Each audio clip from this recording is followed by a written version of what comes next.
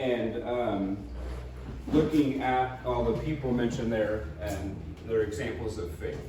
And so today we find ourselves in looking at the example of Jacob. And Jacob lived a pretty interesting life. I don't really want to go into the details of his biography or anything, because the verses that we're talking about are specifically mentioning a specific moment in Jacob's life and about his faith. So if you want to turn to Hebrews 11, we're in verse 21. And that's the only verse out of Hebrews that we'll be reading. It says, "By faith Jacob, when he was dying, blessed each of Joseph's sons, and worshipped as he leaned on the top of his staff."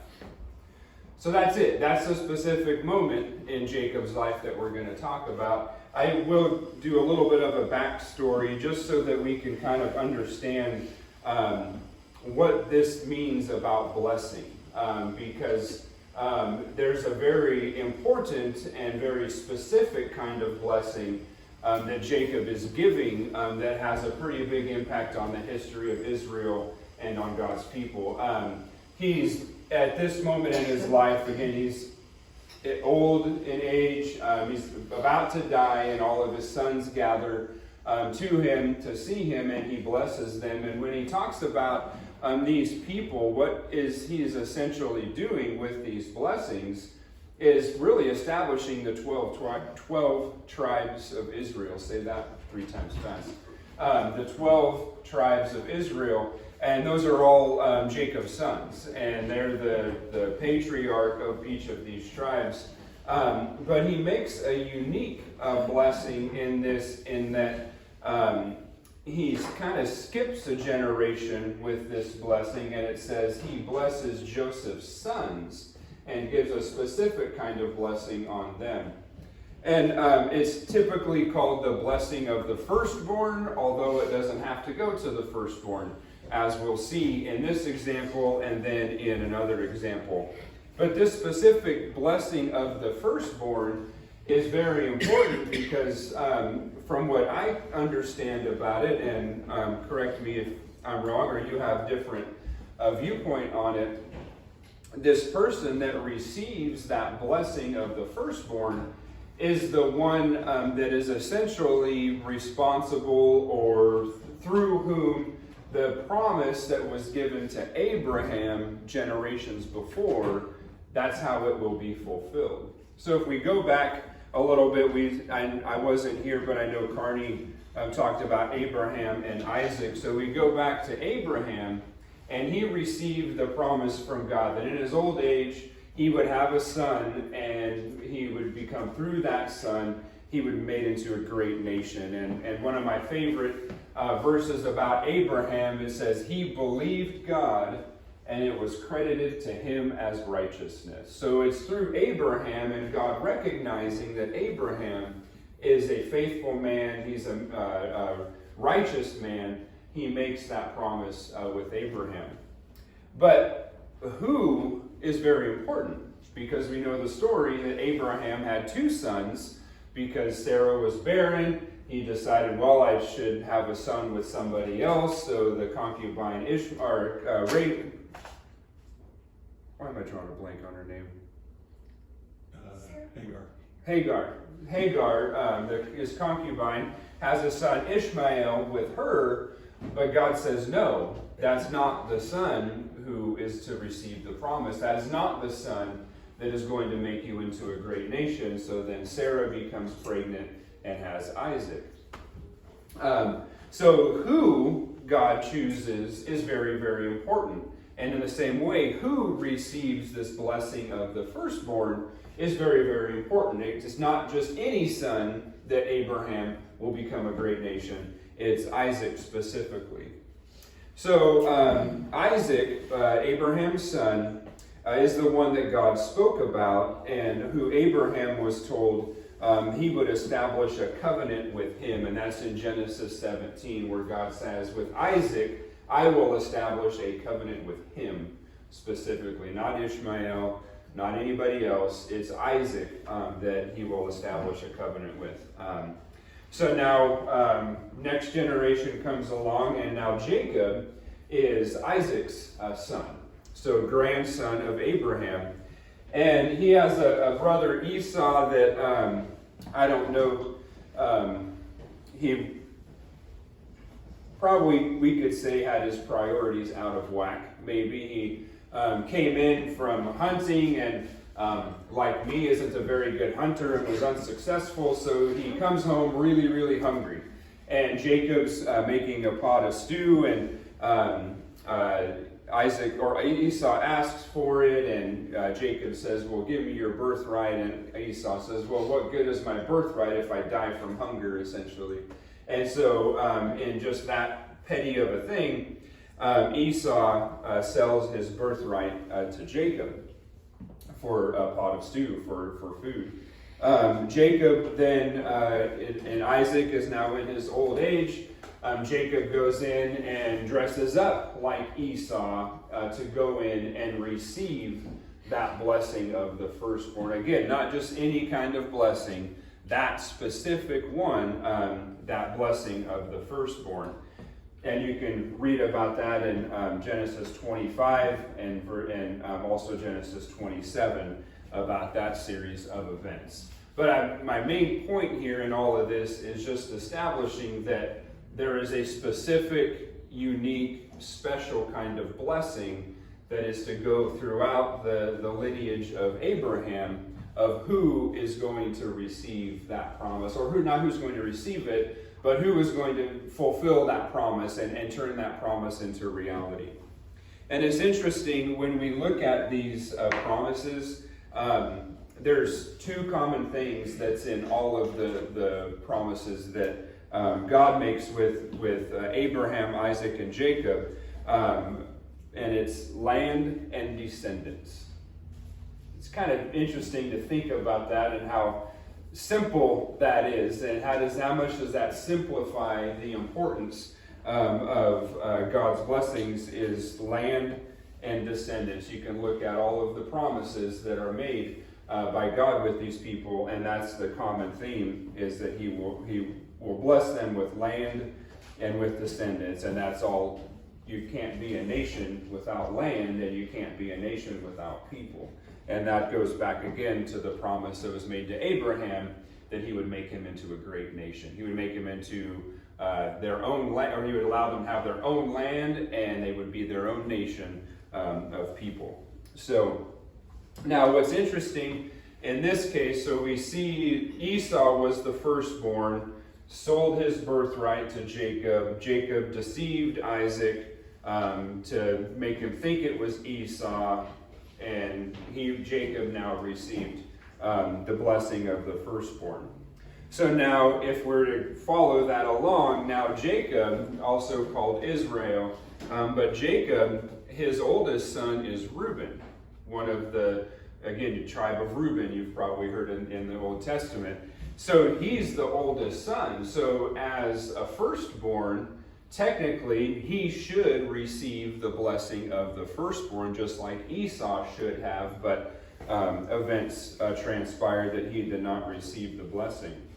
But Jacob doesn't give the blessing to Reuben. He doesn't even give the blessing to one of his sons in this situation. He skips a generation and specifically gives the blessing to Ephraim.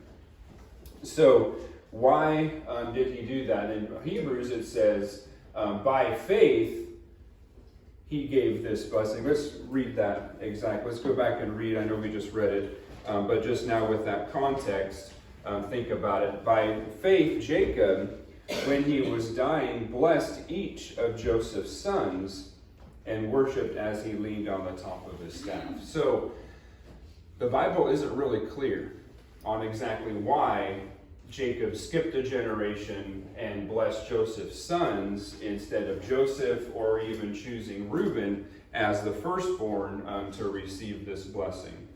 Turn to Genesis 28, and we'll look at verses 13 through 15.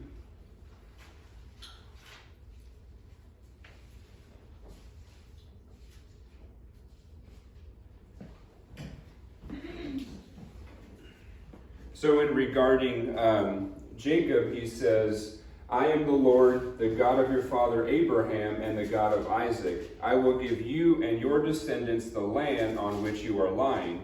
Your descendants will be like the dust of the earth, and you will spread out to the west and to the east, to the north and to the south. All peoples on earth will be blessed through you and your offspring. I am with you and will watch over you wherever you go, and I will not bring you back to this land. And I will bring you back to this land. I will not leave you until I have done what I have promised you. So that's the promise that God makes to Jacob, again, about land and descendants. So now Jacob has to decide who is the one that is going to try to fulfill that promise, through whom is the nation of Israel finally going to be established and become a great nation. So he specifically chooses Ephraim over Manasseh, and like I said, even chooses Ephraim over his own sons as the one to receive the blessing. So turn to Genesis 48.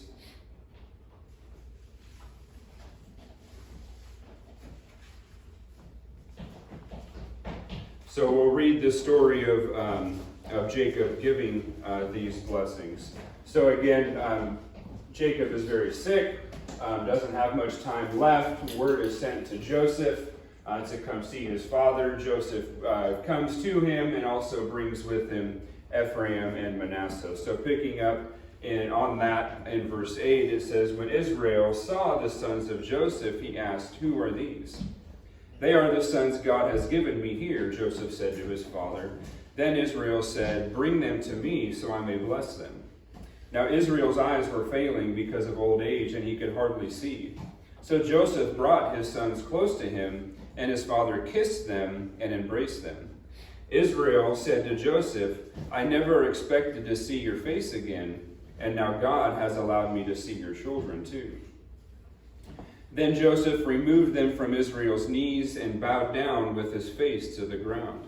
And Joseph took both of them, Ephraim on his right toward Israel's left hand, and Manasseh on his left toward Israel's right hand, and brought them close to him. But Israel reached out his right hand and put it on Ephraim's head, though he was the younger, and crossing his arms, he put his left hand on Manasseh's head, even though Manasseh was the firstborn. Then he blessed Joseph and said, May the God before whom my fathers Abraham and Isaac walked faithfully, the God who has been my shepherd all my life to this day, the angel who has delivered me from all harm, may he bless these boys. May they be called by my name and the names of my fathers Abraham and Isaac, and may they increase greatly on the earth. When Joseph saw his father placing his right hand on Ephraim's head, he was displeased. So he took hold of his father's hand to move it from Ephraim's head to Manasseh's head. Joseph said to him, No, my father, this is the firstborn. Put your right hand on his head. But his father refused and said, I know, my son, I know. He too will become a people, and he too will become great. Nevertheless, this younger brother will be greater than he, and his descendants will become a group of nations. He blessed them that day and said, In your name will Israel pronounce this blessing.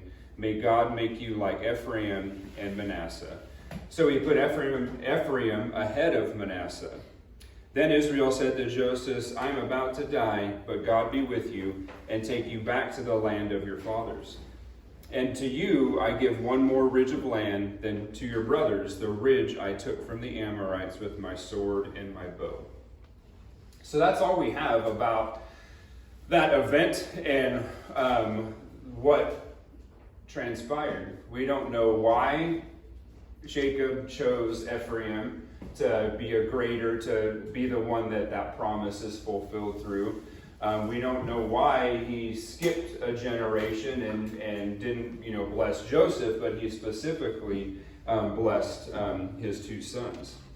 But what we do know is Hebrews 11, where we're studying, mentions that it was by faith that Jacob did this. So somehow, and if you remember back when I think I had the first lesson in this, I said one of the common themes throughout all of these people's lives is their actions were driven by their faith. Not opposite than that. So there's somehow Jacob's faith and all he had known about God, all he had learned about God, and like he said in Genesis that we just read, motivated him and drove him to choose Ephraim as the one to receive the greater blessing. We know that he was the younger, but received the blessing of the firstborn. Maybe his motivations were driven by that. But we also know that God spoke with Jacob in the past, and God had conversations with Jacob. So maybe because of Jacob's knowledge of God and because of his faith, he decided that Ephraim, for whatever reason, would be the one to receive the promise. And like I mentioned in the beginning, it's very, very important who is chosen to receive that blessing, because ultimately they're fulfilling a promise that goes all the way back to Abraham, to Isaac, to Jacob, and then on down the line to create a nation and to make them great. What's interesting, that's a little bit different from the other examples of faith. We look at Noah, and he saw the result of his faith. He saw the earth flood. He saw his boat float and him save people and animals. But in this case, and in some other cases too, even at near death, Jacob is not seeing the result of his faith. He's not seeing the promise being fulfilled that was made to Abraham and Isaac. He's not going to live long enough to see it, but yet even at near death, he still has faith in that promise that God made. And it's still motivating his actions, as we can see in Hebrews 11. So he chose Ephraim and Ephraim's line to assume leadership over the nation. And this comes true, you can read in Genesis that when the people are not invade, but when Joshua leads the people into Canaan, he is of Ephraim's line. So we can see, and from our perspective, we can see that promise start to be fulfilled. And then when they enter Canaan, it's Ephraim's line that does take a leadership position over Israel. So that's all I had. I struggled with how much content to add. I didn't want to go into the full biography of Jacob just because we're focused specifically on that action that he took.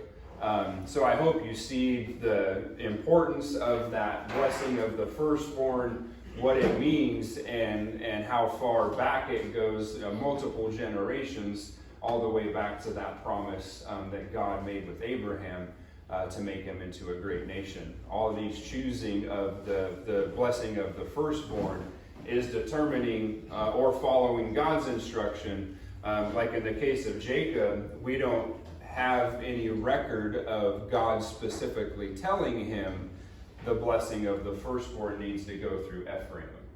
Just by Jacob's faith, and maybe God did speak to him, it's just not recorded, but we do know again from looking at Hebrews that it's his faith and his confidence in God fulfilling his promise that motivated him to give that blessing to Ephraim, and we can see over time that it does go through Ephraim when they enter the land of Canaan. So I hope you see that it is important who fulfills that promise. It's not just given to anybody. All the way back to Abraham and Sarah, it was through their child that God would bless the nations and make Abraham great, and then on down the line. So the specific person that receives it is very, very important. And for some reason, Jacob chose Ephraim to receive that blessing and to fulfill his promise and his plan. So again, like I mentioned in the beginning, when we started this, it's faith motivating action, and faith causing people to take action in fulfilling God's promise. So I think there's some vagueness in this one specifically, but I think we can take some hope and some confidence in knowing that all of these people, even when they're not seeing the blessing that has been given to them, they're not seeing the promise fulfilled, they're still living by faith and still trusting God and His direction and how they should live their life and what actions they should take in their life. And I think that's the best thing that we can take from it, is have our actions be motivated by faith and trusting in God that He will fulfill His promise. So if you need to change anything in your life, need to make a confession, now's the time to do it if you would like to. So come forward while we sing.